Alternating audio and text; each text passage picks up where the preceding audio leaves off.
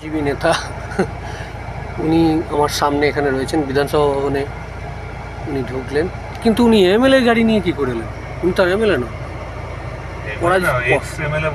X MLA, পরাজিত।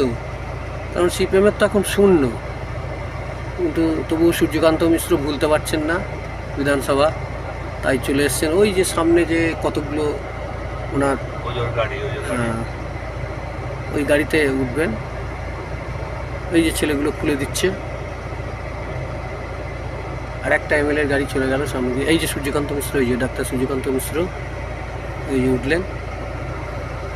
আমি আর অশোক গাড়িতে বসে আছি, আমাদের ড্রাইভার গেছে ওখানে, ওই ড্রাইভার দাদা আসছে। কথা বলবে সূর্যদার সাথে? তো কি আছে, এই যে সূর্যকান্ত মিশ্রের গাড়ি চলে যাচ্ছে আমার পাশ দিয়ে। অশোকদা, এইখান দিয়ে নেমে যাও বলছে। নেমে গিয়ে ওই সামনে বিল্ডিংটা আছে,